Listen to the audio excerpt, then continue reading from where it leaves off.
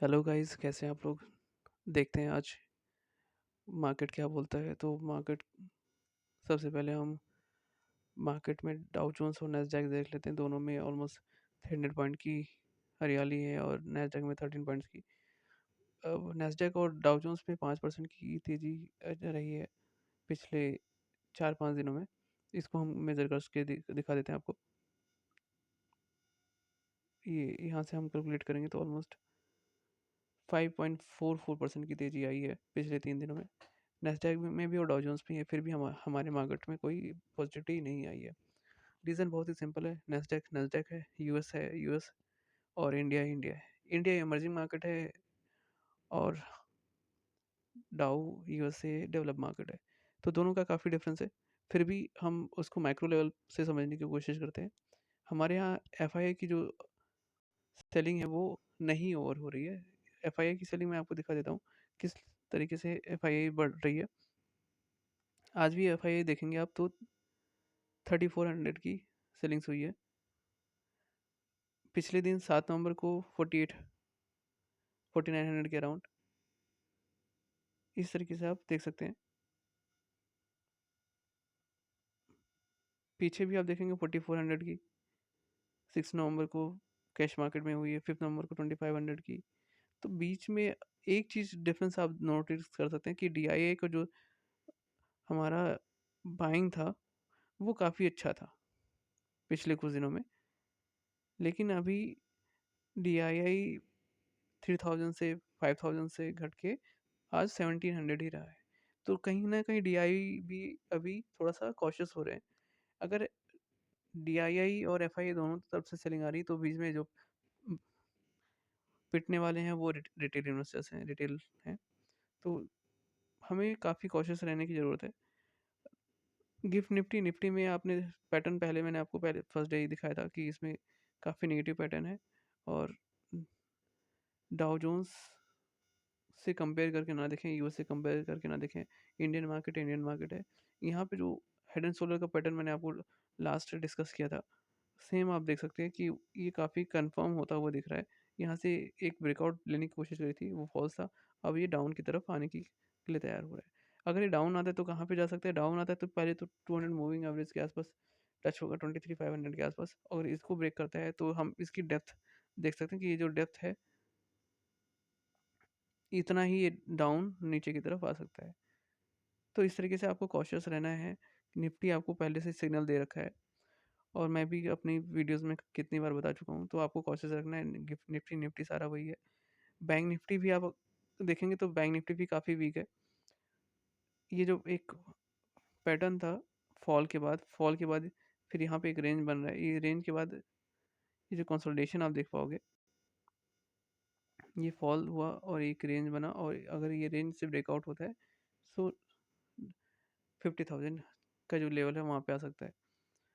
Nifty already signal दे रहा है। Bank Nifty भी वीक लग रहा है आपको। ऊपर की तरफ आपको ये रेजिस्टेंस मिलेगा, लेकिन ऊपर की तरफ आपको यहाँ पे रेजिस्टेंस है, लेकिन नीचे की तरफ कोई रेजिस्टेंस नहीं है। तो नीचे आसानी से आया जा सकता है। तो मार्केट ओवरऑल काफ़ी निगेटिव है। एफआईआई मेन रीज़न है वहाँ पे सेलिंग हो रही है। दूसरा मैं ये बोल सकता हूँ, एफआईआई की सेलिंग, एफआईआई अगर इतना सेल करे तो पैसा जा कहाँ रहा है। तो उसके लिए हम एक और नई चीज़ ऐड करके देखते हैं कि क्रिप्टो मार्केट में मैं आपको दिखा देता हूँ कि क्रिप्टो मार्केट में पैसा कहाँ से आ रहा है।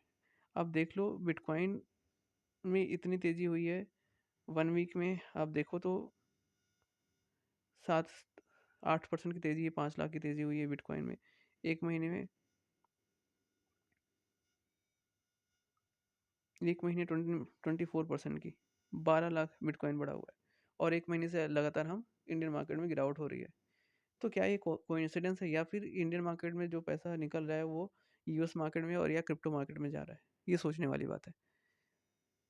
इस तरीके की तेज़ी हम जनरली प्रेफर नहीं कर पाते क्रिप्टो मार्केट में। और दूसरा मैं आपको दिखा देता हूँ क्रिप्टो मार्केट की तेज़ी। आप देख सकते हो कि एक एक क्रिप्टो 70%, ये 24 आवर्स का गेन है। 20%, 20%, 20%, ये ऑलमोस्ट इस तरीके के गेन हो रहे हैं क्रिप्टो मार्केट में। क्रिप्टो में जो लोग ट्रेड करते हैं वो समझते होंगे। मैं भी थोड़ा बहुत सीखने की कोशिश करता हूँ। We are all the learner from the market, crypto market, share market, Dalal street. तो ये सारे हम सब सीखने की कोशिश करते हैं, लेकिन जो एफआई का पैसा एक उम, लोगों का एक परसेप्शन बना हुआ कि हमेशा पैसा निकल के चाइना में जा रहा है, चाइना में इन्फ्यूज़ हो रहा है। मुझे लगता है कि कहीं न कहीं ये क्रिप्टो मार्केट या फिर यूएस मार्केट में की तरफ डाइवर्ट हो रहा है। क्योंकि ट्रम्प के आने से ऑलमोस्ट 20-25 जनवरी के आसपास ट्रम्प अब प्रेसिडेंशियल पोस्ट होल्ड करना स्टार्ट कर देंगे। तो ट्रम्प और इलॉन मस्क जो दुनिया के सबसे बड़े पावरफुल कंट्री के लोग हैं, तो मुझे लगता नहीं है कि यहाँ पे चाइना के फ़ेवर में ज़्यादा चीज़ें रहने वाली हैं। तो चाइना अब कितना भी पेला पैकेज रिलीज़ कर ले, यूएस तो यूएस है, वो अपने आप को ही सर्वोपर देखने की कोशिश करता है। ये मेरा ओपिनियन था, आप अपना ओपिनियन शेयर कर सकते हैं कमेंट बॉक्स में। अब आ जाते हैं कि मैंने 2 ट्रेड लिए थे। 2 ट्रेड लिए हैं, क्यों लिए हैं? उसके लिए हम देखते हैं कि ये बैड मार्केट है, फिर भी मैंने 2 ट्रेड लिया है। नॉमिनल क्वांटिटी मैंने आपके साथ शेयर करी थी मॉर्निंग में। तो एचएफसीएल पहले देख लेते हैं। एचएफसीएल फंडामेंटल क्या करता है? फाइनेंशियल कंपनी है, हमें ऐसे ज़्यादा कुछ मतलब होता नहीं है। फिर भी अब यहाँ पे आप इस ट्रेड की लॉजिक को समझते हैं। ये जो कंटीन्यूअस फॉल था, इसको अगर हम बॉटम अज्यूम करते हैं, it's all about probability, right? तो अगर हम इसको बॉटम अज्यूम करते हैं, तो यहाँ से हम ये बॉटम हुआ, ये यहाँ पे होल्ड किया अपने आप को, दूसरा ये लेवल बना या यहाँ पे होल्ड कर रहा है। तो 123 के अगर नीचे अगर आएगा, तो ये हमारा स्टॉप लॉस होगा, हम यहाँ पे एग्जिट करेंगे, स्टॉप लॉस बुक करेंगे और निकल जाएंगे। अगर ये यहाँ से एडवांस करता है, so that will be additional position, हम यहाँ पे फर्दर पोजीशन कहीं आगे फर्दर ऐड कर सकते हैं। ऐसे ही मार्केट में जब काफ़ी स्टॉक्स फॉल करते हैं, तो यहाँ पे अगर कोई स्ट्रेंथ दिखाता है, स्ट्रेंथ अगेंस्ट टू इंडेक्स, अगर कोई निफ्टी 50 का स्टॉक है, तो उसके अगेंस्ट स्टॉक अगर ज़्यादा स्ट्रॉन्गर है देन इंडेक्स, तो उसमें हम अपनी मल्टीपल पोजीशन बाई कर सकते हैं till the time it is going to improve the market condition. अगर मार्केट कंडीशन फेवरेबल नहीं है, तो हम यहाँ पे अपना स्टॉप लॉस देके एग्जिट कर लेंगे। दूसरा हमारा ट्रेड था भारत इलेक्ट्रॉनिक्स। जैसा कि नाम आपको पता है, आप जानती हैं, इसका हम एक लॉन्गर पिक्चर देखते हैं। यहाँ से इसकी काफ़ी रैली स्टार्ट हुई थी। ये इसका एक रैली स्टार्ट हुआ था। उसके बाद रैली के बाद हमने देखा कि यहाँ पे कंसोलिडेशन हुआ। ये एक बेस्ट फॉर्मेशन था। इसको हम एक लो पॉइंट का मान लेते हैं यहाँ पे बेस। और एक मिनट, जस्ट यहाँ पे हम देखते हैं कि यहाँ से एक ब्रेकआउट करने की कोशिश हो रही है। ये मल्टीपल पॉइंट टच हुआ है। अब यहाँ से ये आगे जाने की कोशिश कर रहा है। तो हमारा जो स्टॉप लॉस है, वो इस लेवल 275 के आसपास स्टॉप लॉस रहेगा। अगर यहाँ से ये एडवांस करता है, तो ठीक है, अदरवाइज हम यहाँ पे एग्जिट लेंगे। और ज़रूरी नहीं कि हम 275 के आसपास ही एग्जिट लें। उससे पहले अगर हमें अर्ली एग्जिट लेना होगा, तो हम वहाँ से ले सकते हैं, जैसे कि मैंने कल की वीडियो में बनाया था। डिपेंड करता है कि मार्केट की कंडीशन कैसी है और स्टॉक किस तरीके से परफॉर्म कर रहे हैं।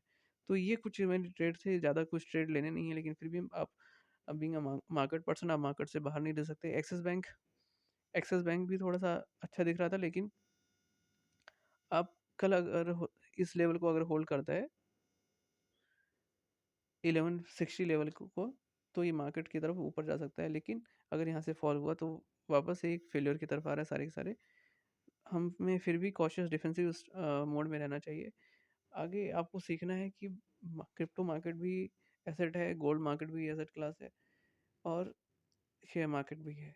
तो हर मार्केट में हर टाइम पर पैसा नहीं बनता।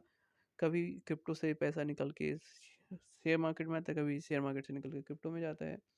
इस तरीके से आपको देखना होता है कि आपको कहाँ किस टाइम पे पैसा बन रहा है। आप हर टाइम पे शेयर मार्केट से उम्मीद नहीं कर सकते। सो डिफेंसिव होना है, अपने प्रॉफिट को प्रोटेक्ट करना है, कैपिटल को तो आपका प्रोटेक्ट करना आपकी सेकंड प्रायोरिटी होनी चाहिए। लेकिन अगर प्रॉफिट है आपके पास अच्छे मार्केट में, तो उसको आप बुरे टाइम में लूज़ नहीं कर सकते। और आपने प्रॉफिट लूज़ कर दिया, तो अपना कैपिटल तो कम से कम बचा के रखना है। इसी के साथ थैंक यू, धन्यवाद। आगे की वीडियो में कल हम डिस्कस करेंगे कुछ अगर नया अपडेट आता है तो।